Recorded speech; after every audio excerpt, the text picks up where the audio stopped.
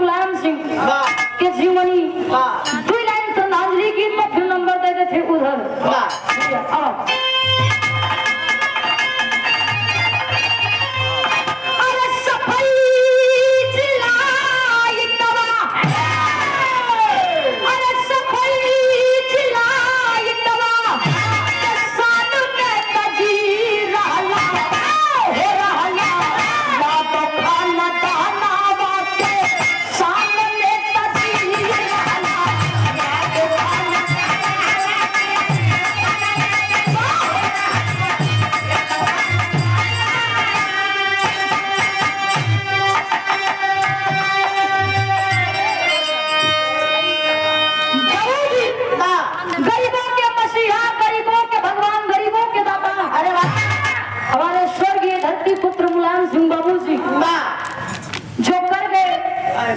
आज तक कोई कर नहीं पाया है, ना कोई कर पाएगा। पहले बंदा पाना भैया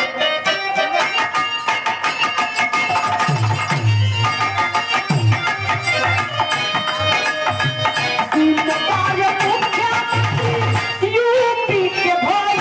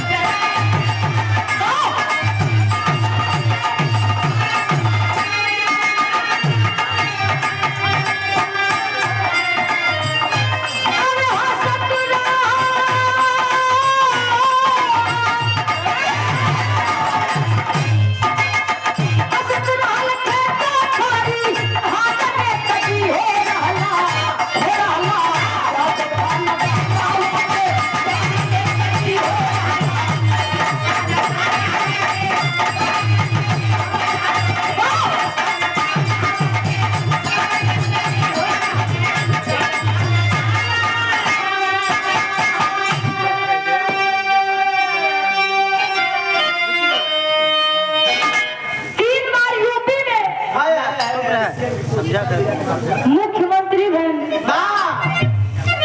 संग्राम प्रसाद नेताजी सिर्फ दो इंसान के नाम के आगे लागत रहा। एक सुभाष चंद्र बोस और दूसरे हमारे स्वर्गीय धरती पुत्र मुलायम सिंह बाबू जी। नहीं दो जने के नाम के आगे नेता लगा, बकिया लगाए वाले तो चाहिए लगाए ले, लेकिन सच्चे दिल से वाकई में नेता वही थे। क्या बात है? जो हम लोगों के लिए कर दिखाए हैं। अरे वाह, कहना भैया अगले बंदे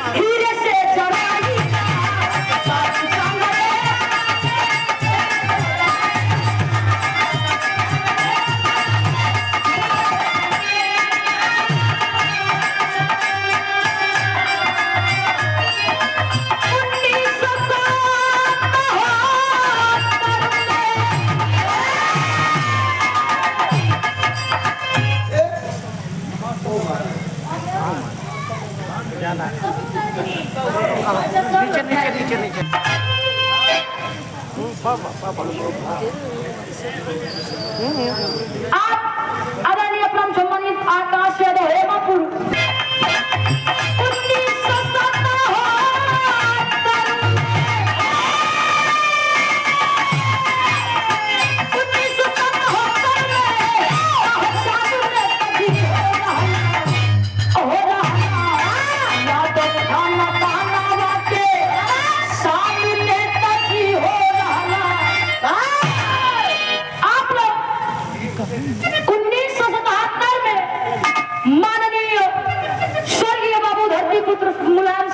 की पहचान मिलेगा।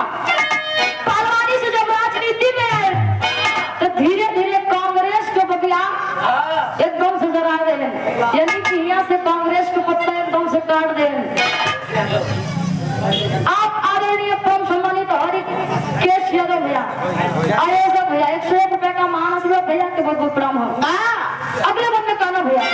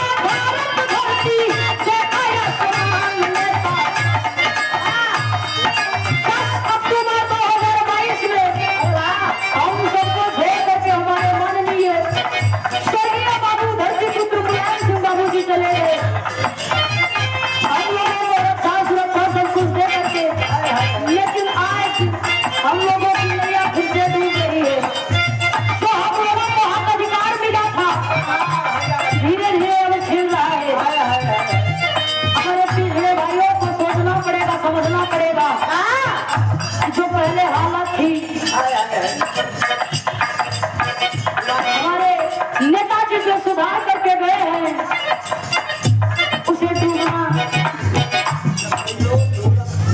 आप बोलो कि बहुत अच्छे बात इस समय सूरज भैया के साथ वादा करत है बजावत है सूरज भैया बजावत आने साहब।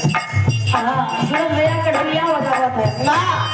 हरिओम विश्वकर्मा भैया 4 रुपए का मानस है तो गोपरा भैया के जोरदार बजावा कहे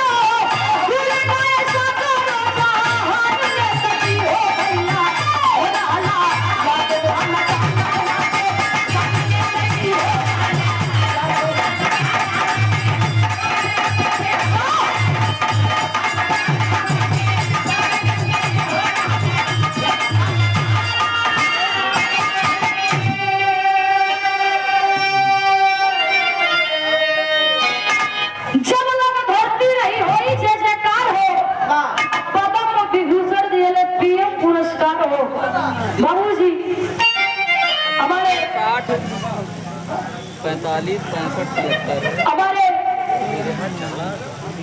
जन जन में सम्मान पाने वाले जन जन को सम्मान देने वाले गरीबों के मसीहा गरीबों के दाता गरीबों के भगवान हमारे मुलायम सिंह बाबूजी अखिलेश भैया